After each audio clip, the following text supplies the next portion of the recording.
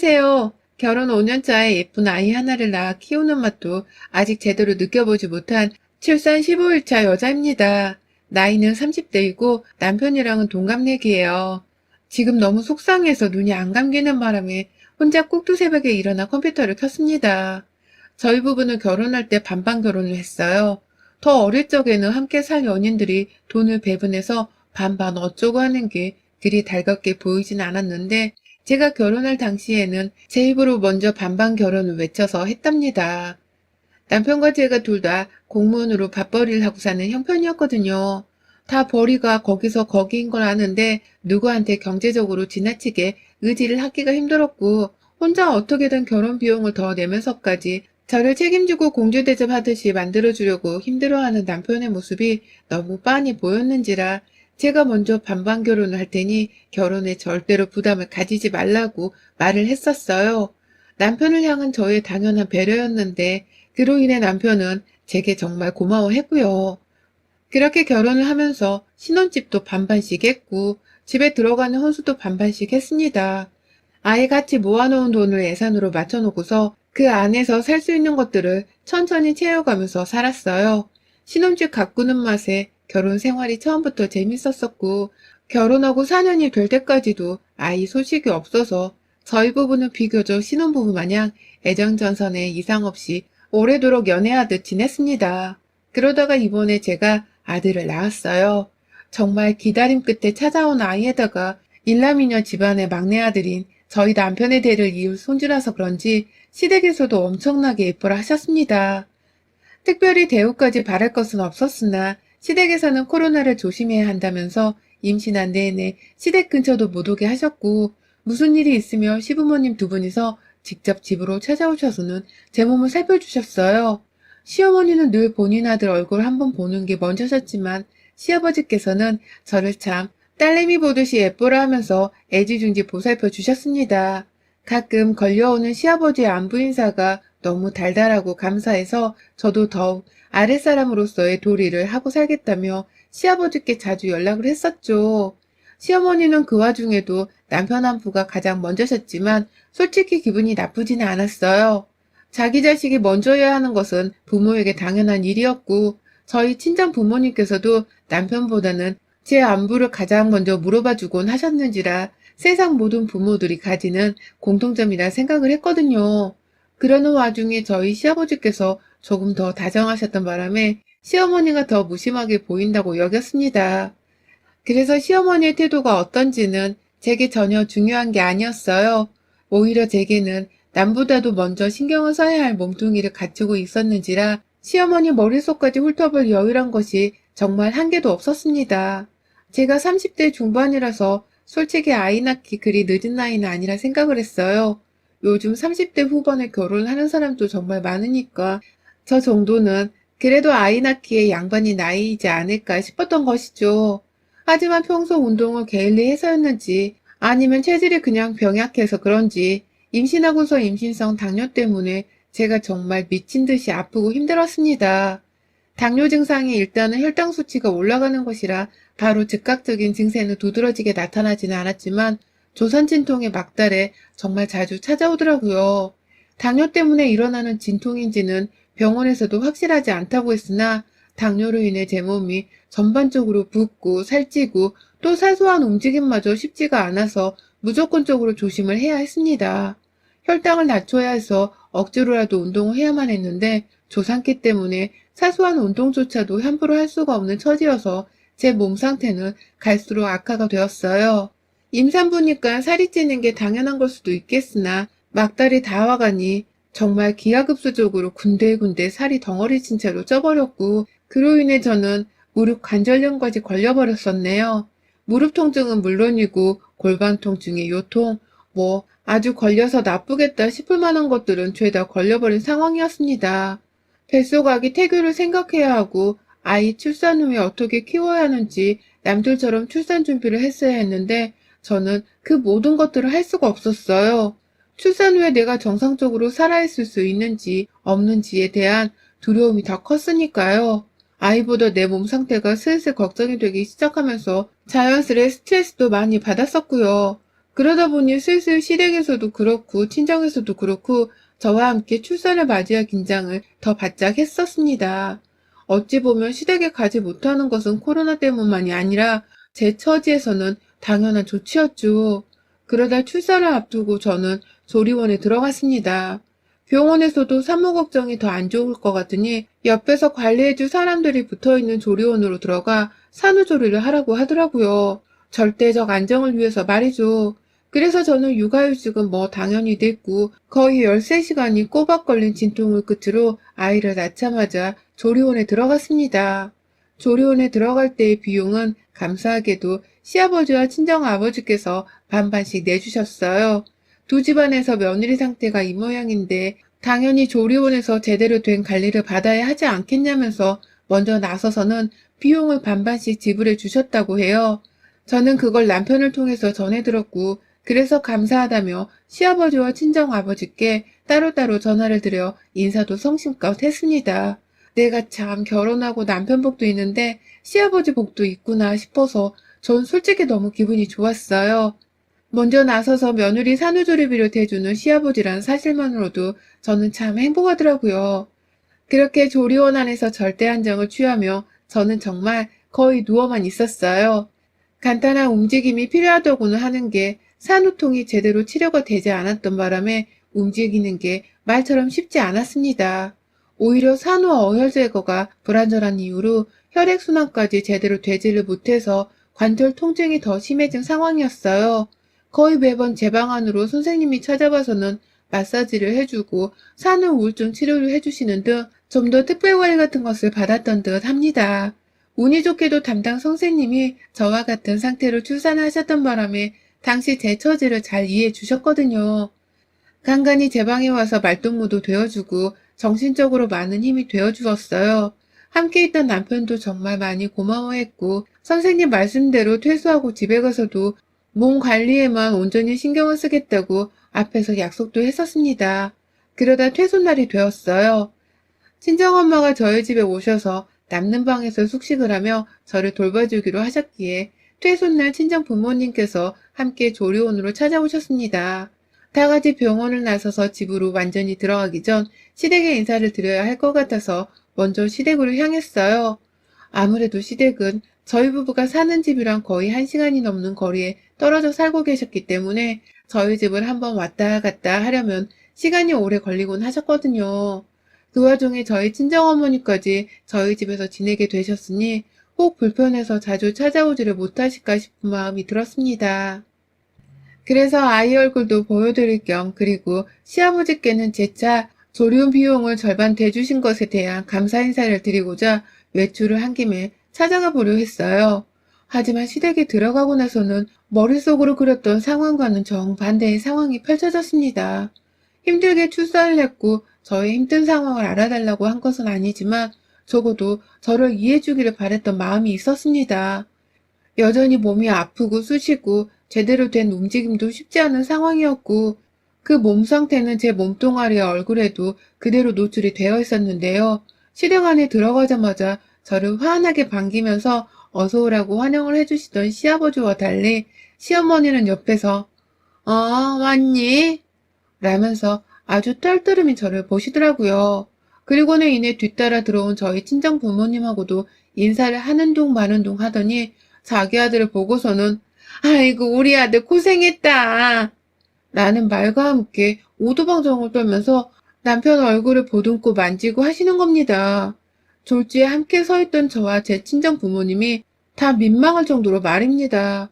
그리고는 애 얼굴을 보더니만 아이고 우리 며느리 얼굴 판박이네 라면서 씁쓸한 표정을 짓는데 설마 우리 시어머니가 그 유치한 시어머니 레파토리에 맞춰 며느리 속을 뒤집어 놓으려는 짓을 하는 건가 싶더라고요.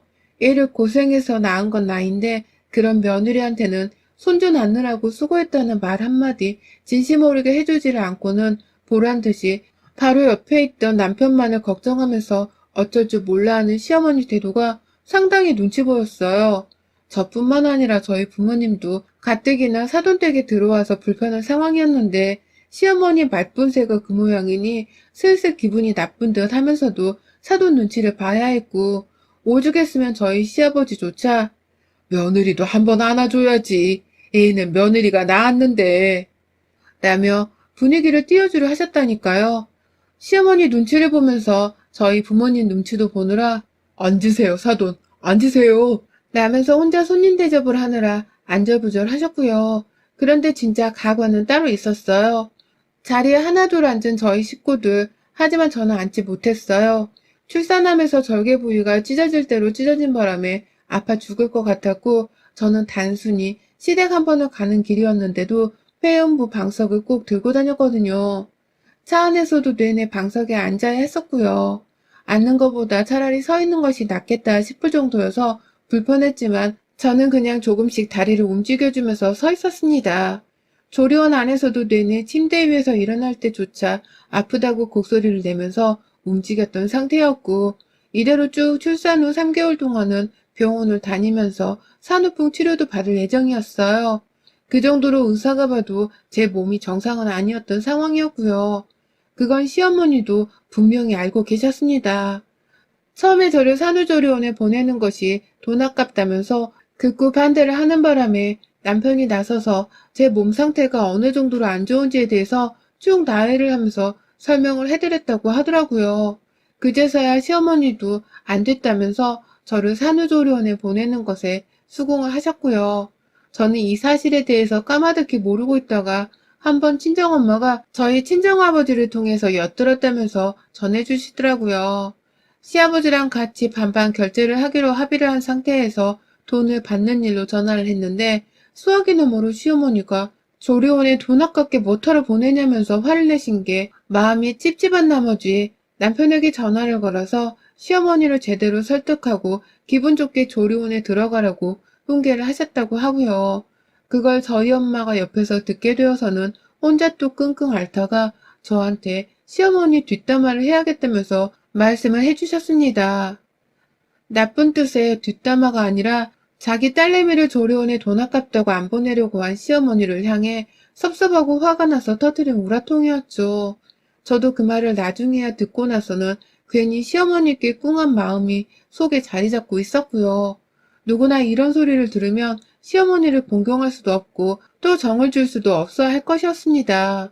가뜩이나 애초에 당뇨 때문에 고생을 하던 며느리였는데 그놈의 돈 걱정을 하면서 조리원 입소를 반대했다는 것은 기분이 더러울 만했어요.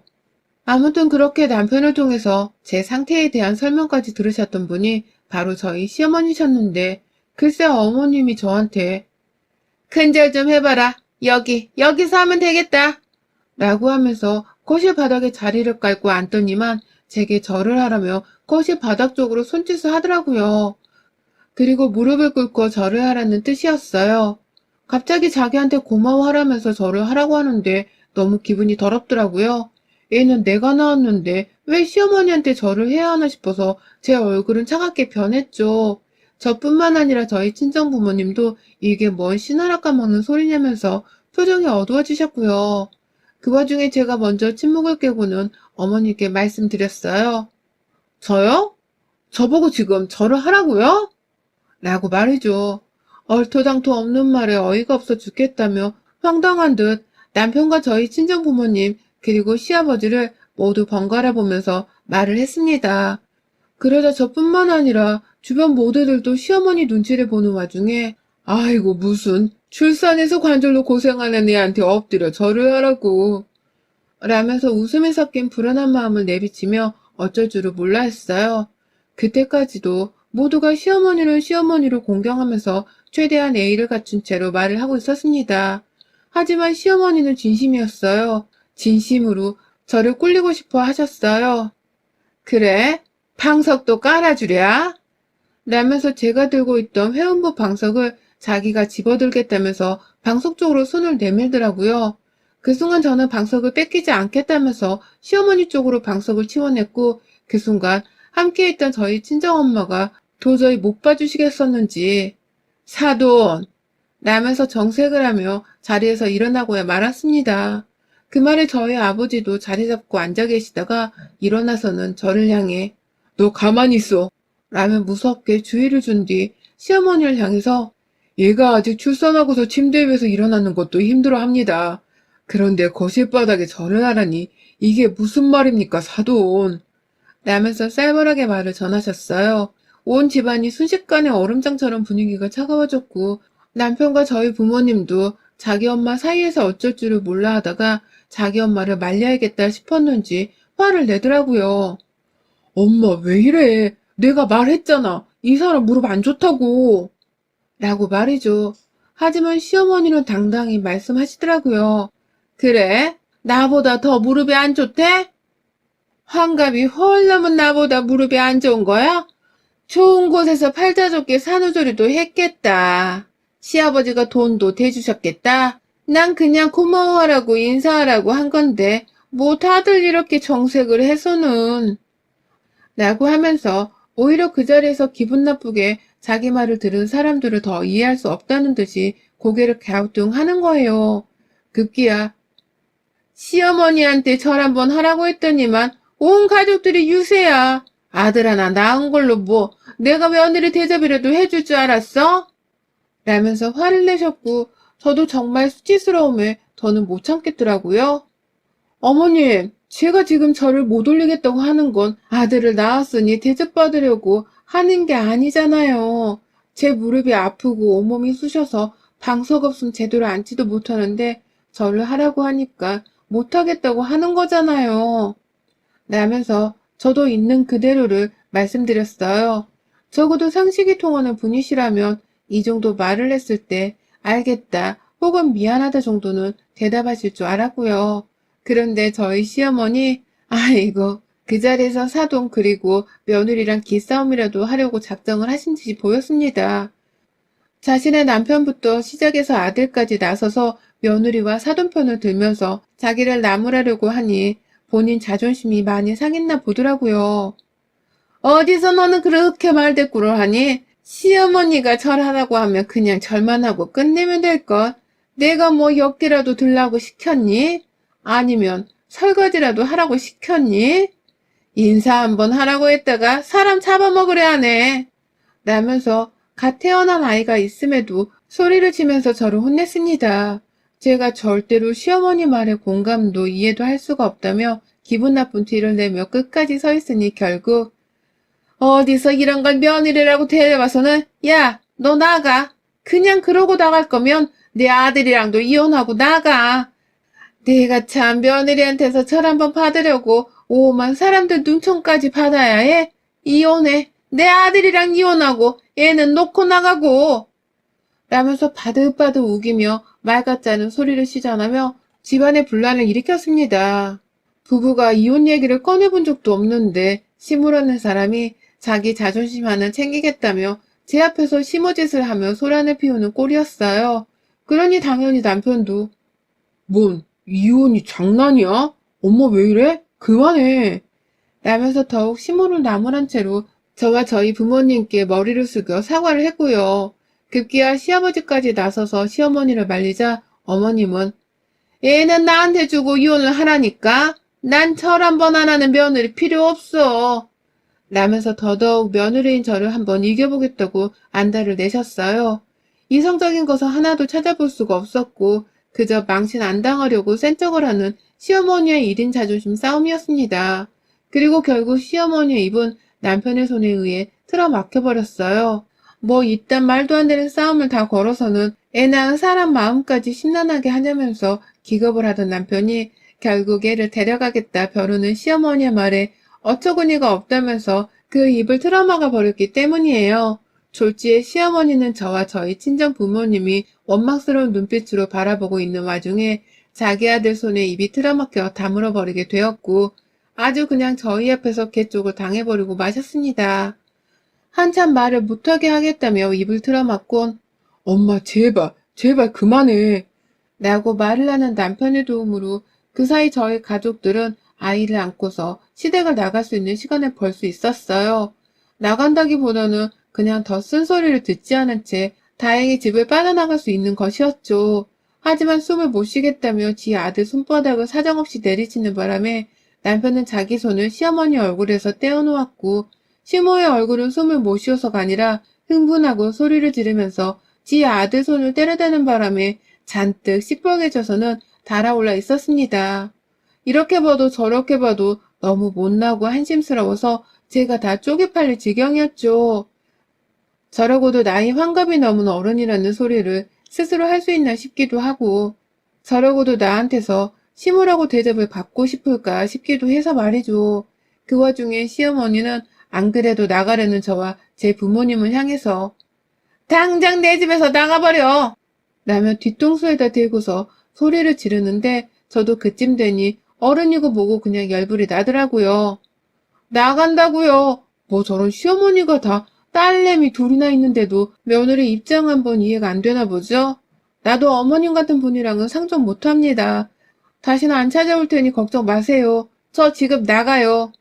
라면서 제 아이를 안고서는 먼저 그 집을 나와버렸어요.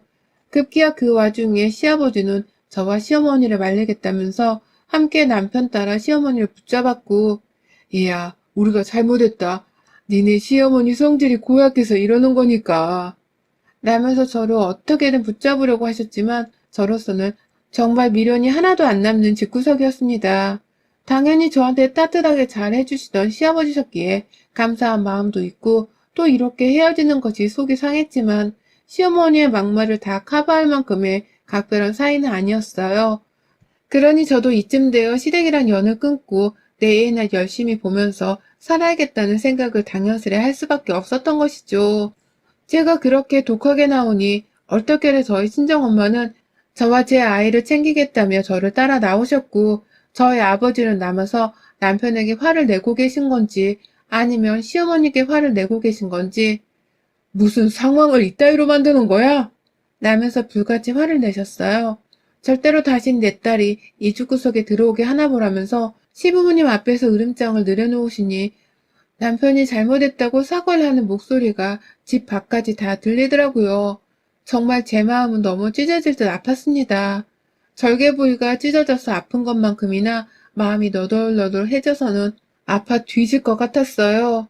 시어머니의 머릿속으로 들어가 보고 싶을 만큼 시어머니의 입에서 튀어나온 말 한마디 한마디가 죄다 이해가 가질 않았고 그건 저희 부모님도 마찬가지셨습니다. 온 가족들이 시댁 밖으로 침을 튀기며 나와놓고서도 밖에서 화가 다 풀리질 않더라고요. 저는 그 와중에 당연히 심장이 벌렁벌렁 거려서 당장이라도 주저앉고 싶었는데 몸이 그래주지 못해서 억지로 아이를 더 껴안은 채 버티면서 서 있었고요. 그 꼴에 저희 친정엄마는 결국 억울하고 남편네가 꼴보기 싫어 죽겠다면서 저를 따라 나오는 남편을 향해 당장 니네 엄마 데려와서 내 딸 앞에 무릎 꿇려 사과시키라고. 뭐 저런 무식한 여편네가 다 있어? 저거 완전 상또라이 아냐? 라면서 남편의 멱살을 잡고 뒤에 흔들며 시댁 앞에서 아주 바라바라 소리를 지르셨습니다. 나중에 시아버지도 뛰쳐나와서는 저희 가족들에게 잘못했다는 말을 반복하시며 몇 번이고 사과를 하셨고요. 저는 그런 시아버지가 너무 불쌍하고 안타까웠습니다. 입 함부로 놀리며 남의 집 딸을 우습게 한 마누라를 잘못 만나서는 저 나이에 저리 허리를 숙여가며 사과를 하니 불쌍하지 않을 수가 없었죠. 그런 시아버지를 측은시심하게 바라보다가 잘 지내시란 인사를 남기고 차에 올라탔습니다. 저희 가족들은 아무도 시아버지의 사과를 제대로 받아주려 하질 않았고 그 바람에 차에 타고 집으로 돌아가는 길에도 남편은 정말 천하의 죄인이 된 것 마냥 안절부절 못하며 운전을 했어요. 무슨 말 한마디를 하려고 하면 저희 아버지가 운전에 집중하라며 으름장을 놓았고 남편은 뒤를 보며 마냥 불안해하면서 저희 가족을 집으로 데려왔어요. 이게 바로 어제 오후에 있었던 일이고요. 저희 아버지는 불안하다며 지금 저희 집에서 엄마랑 같이 작은 방에서 주무시고 계십니다. 혹 시어머니가 쳐들어오면 그땐 직접 손찌검을 해서라도 혼을 내주겠다며 말이죠. 솔직히 저도 혼내는 정도는 충분히 내줄 수 있는데 몸이 너무 좋지 못해서 집에 오자마자 그냥 침대 위에 뻗어버렸습니다. 잠이라도 자야지 아이가 깼을 때 보살펴 줄 수 있는데 아직도 시어머니 생각에 화가 나서는 잠이 도저히 오질 않네요. 출산한 며느리한테 절을 하라 한 시어머니의 또라이 같은 성질머리가 죽겠고 그 주둥이라도 한 대 쳐주고 올 걸 하는 생각에 아쉬움도 들고요. 그리고 그 아쉬움이 큰 만큼 저는 절대로 시어머니가 제 앞에 머리를 조아리며 진심으로 사과를 하기 전까지는 절대로 제 아이를 시어머니께 보여드리지 않을 생각입니다. 얼마든지 시아버지는 저희를 찾아올 수 있겠지만 절대로 시어머니만큼은 내 아이에게 그 어떠한 부정도 타지 않도록 보여주지도 목소리를 들려주지도 않고 남처럼 살 거예요. 이 말을 분명히 하기 위해서 저는 꼭두 새벽에 다신 보고 살지 말자는 말도 문자로 재차 보내서 확인 사살을 했고요. 아직 읽지 않으신 걸 보니 속 편하게 주무시고 계시나 본데 어디 얼마나 앞으로도 속이 편한지 두고 보려 합니다. 끔찍하게 아끼는 아들의 아들이 태어났는데 애 엄마랑 사이 틀어져 얼굴 한번 보지 못하고 사는 그 인생이 얼마나 속 편하고 좋을지 내가 아이를 키우며 늘상 두고 보고 살 거예요. 여러분의 생각은 댓글로 남겨주세요. 오늘도 시청해주셔서 정말 감사합니다.